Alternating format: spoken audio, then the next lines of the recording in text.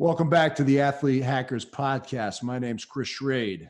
And I'm Mark Spellman. Hope all is well and everybody's doing what they need to be doing to be safe and happy. Squats and squat form in 8 to 11-year-olds. Now, before we get into the story about how we came up with this topic, Mark, I think it's important, something we'll probably continue to touch on, to section out the age groups that we see that are different. We do different things with and are in our different forms of their athletic career for our listeners. And the age groups we're looking at 3rd to 5th graders, which are 8 to 11-year-olds, which we'll be talking about today. 6th to 8th graders, 12 to 14. The high school age kids, 14 to 18, and then the college kids, 18 plus. Yeah, it's basically broken down elementary, middle, high, and then college. Yeah. So today, the topic is called squats and squat form in 8 to 11-year-olds. And this is one of the reasons we started this podcast, is because from time to time, as I'm trying to train my son and make him a better athlete, I'd have questions in the strength and conditioning genre, and I'd text Mark or call Mark. And, I felt like I had a special connection. One of my friends was a strength coach, and I wanted to bring that connection to the whole world. Sucker. So the other day, I was working out with Aiden, and I took a bow staff, which is a Japanese weapon from karate, and I had him start doing squat forms. I didn't want to put any weight on him yet because he's not ready for that, but I wanted to start training the mechanics for the form for a squat so that when he's ready to start doing weight, when he gets around to that, the mechanics are all in place first. And I took a video and I sent it to Mark, and I said, what do you think about his form? To which Mark replied, I'd go with front squats or deadlifts first. Yep. And I said, usually the way I would follow that up is why? And we'd go into great detail, but I figured let's save that for a podcast. So just like everyone listening, I don't have the answer to this. We've kept this information for everyone to hear, including myself. I think, and we talked off air about this. I really want back squat an athlete probably until their sophomore, junior year of high school. That being said, you can still get the physical adaptations that you're desiring by doing a deadlift, a front squat, a goblet squat. I'd probably start first with a trap bar deadlift. Then I'd probably go free weight bar deadlift. Then a goblet squat. Then a front squat. Then progress to a back squat. Now, what's the reasoning for staying away from the back squats? Well, I don't really want to load up their spine. I want to make sure that they have proper form and technique first. You probably saw when you put the bow staff on Aiden's back, even though there's no weight, he has to control it. He has to get his arms back. You're loading yourself posteriorly, so automatically that's going to change your body position. And as we were talking, if you want to see a squat done properly, check out newborns, and I don't mean newborns, but like infants. They squat the best, and a lot of that is people get away from it being it's one of those things called a primal movement. So the ability to hinge at your hips and squat, it's something that we can instinctually do. If you have like a 3 or 4 year old and you have them pick something off the ground, you'll see them go down. They'll shift their hips. They'll hinge their hips, they'll go down, they'll bring it up in a perfect deadlift form, and then they'll put it wherever you tell them to put it. Yeah. And that's kind of a result of modern day living, sitting in chairs for too long, and even toilets. Yeah. Not to be disgusting, but the Western world sits on toilets where another half of the world actually squats down how many ever times a day, all the way down into that squat position to go to the bathroom to relieve themselves, and they're constantly getting that motion and keeping those joints and those muscles conditioned to do that. Well, it was funny because I was listening to one of the functional movement screen guys last week, and he's like, he was dealing with a doctor, and the and he would have all of his patients deadlift, and doctor came out and was like, guys, you can't deadlift anymore, or I don't want you deadlifting. And then they were like, how about we hip hinge? And the doctor's like, yeah, you can do that. You can hip hinge. Well, I mean, deadlifting it to deadlift, you have to hip hinge. So, I mean, they changed I mean, they had fun with the doctor first and foremost, because a lot of doctors, unfortunately, don't know what strength and conditioning and physical therapists do, unfortunately. So he has all of his patients hip hinge or deadlift because it's a great exercise. I think maybe some of the precautions that people have toward it have more to do with people getting injured because, number one, they're not performing the mechanics properly, and number two, their body has not been prepared for the amount of resistance that they try to start off with. Well, and that's the mistake. I mean, they see somebody who's doing 1,000-pound deadlift. Well, guess what? That person didn't get to 1,000-pound deadlift without No. doing 100 pounds first. Yeah, he's been doing this stuff for years.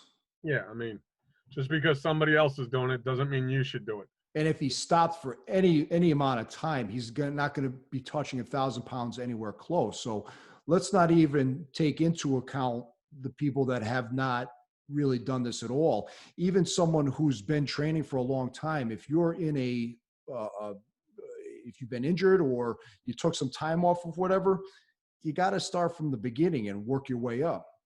You got to groove the pattern. You got to make sure that your movement pattern is proper before you load it. I mean, it's one of the things that I've been hammering on with these podcasts, that if you don't move efficiently and effectively, you better not load the movement, because if you load the movement and you're moving improperly, you are going to get injured. I don't know when, but you will. Yeah. So getting back to the squat, I would start in the front. I would start anteriorly, and then I'd work back posteriorly, front to back, make sure that they can, can you pick up something off the ground properly? Can you hinge your hips, keeping your body upright, keeping your core tight? Once again, most people don't know what their core is, but it's everything basically from your armpit to your knees, everything in front, everything in back. Once again, everything in back is really important because most people forget about that when they're training their core. So can they brace their core? Can they brace their core before they lift? If you can't brace it, guess what? It's going to not go well for the lift. There's other work that you've got to do before you get there. Exactly. And then also the importance of your breathing mechanics. During this pandemic, I've listened, I try and get better every day at something. So there's a lot of information out there right now. And I won't go deep into that, but like you can research a lot of things right now. And when you brought this up to me and showed me the video, one of the things, I always look at people's feet and see what's going on there. Because the feet and the hip will dictate where the knees go.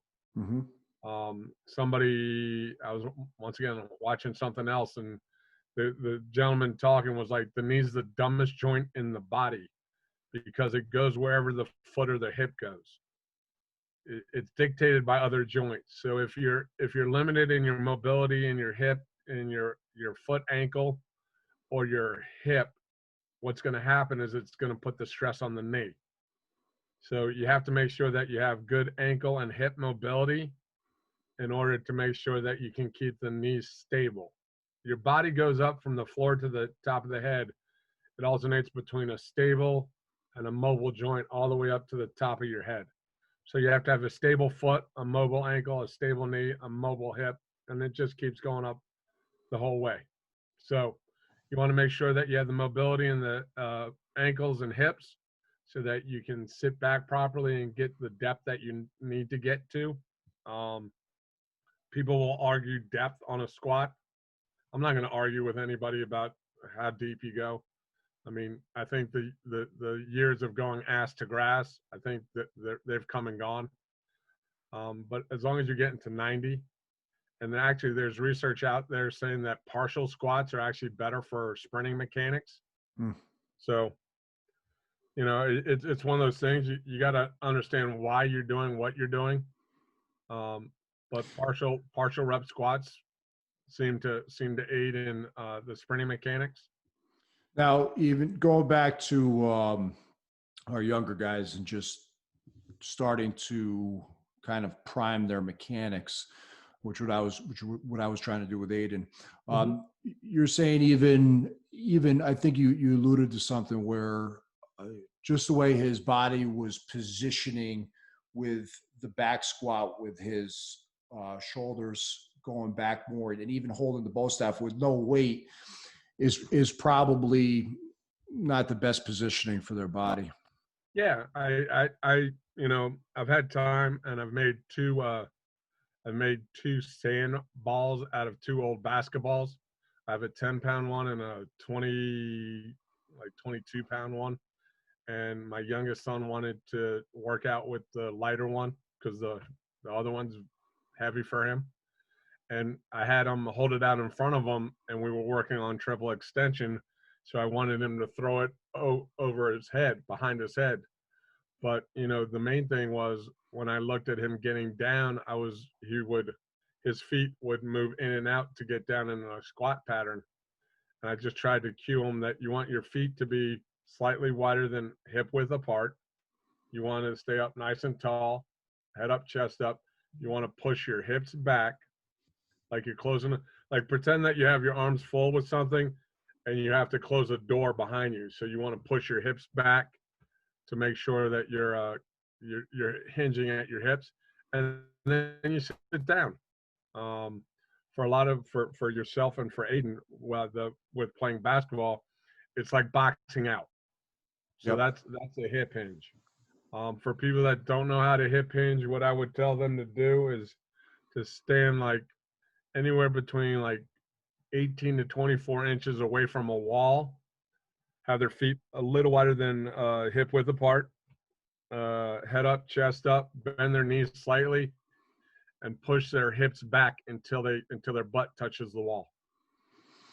Now, in terms of mechanics for the front squat, I know that the positioning for the arms, a lot of people do it as like the end part of a clean, holding it like that. In high school, I remember us doing it. We'd put the bar on that same area, but we'd cross our arms like this and then go down. Is there an issue with either of those two ways, or are both acceptable? I think they're both acceptable. I mean, if you're gonna do cleans, you're gonna want to probably hold it in the rack position. It will just help with the shoulder mobility and the flexibility that you need to end in the clean, so that you're not destroying your elbows. Ideally, with the front squat, you should be able to use the front squat as prep for the clean. Is that what you're saying? Yeah. I mean, I would use it to aid in it, because most people do not have the shoulder flexibility and mobility to get into that rack position. You know, most people, once again, are anteriorly tight and posteriorly weak. So that's why you see everybody with rounded shoulders. So squeeze your shoulder blades together as I'm talking to you. But I would start with a goblet squat. holding the dumbbell or a kettlebell in front of you, keeping the elbows in nice and tight, and then I would progress to the front squat. And either way, whatever's most comfortable on how you want to hold it. If you want to hold it in the rack position on a clean, or if you want to hold it with your arms crossed in front of you, just make sure that, you know, if it's getting to the point where you got to dump it, that you have the ability to dump the weight and not fall back and have it land on you, because that will hurt. Yeah. Yeah, that's the other thing that I had to correct with Aiden, even with the back squat. He arched his back when he got to the top. I'm like, man, if you had any weight on there, you're going overboard. Yeah, I mean, once again, having that good bracing ability in your core to make sure that you are able to hold that weight, you know, it's one of those things that, you know, if you're doing a squat, you're training your core as well. You know, you can't do a proper squat without training your core. Awesome. All right, let's leave it there. Folks, there you have it. My friend is your friend. Once again, we're here trying to provide information for athletes and their families so that they can make better decisions on how to get to the highest level possible and be the best version of themselves.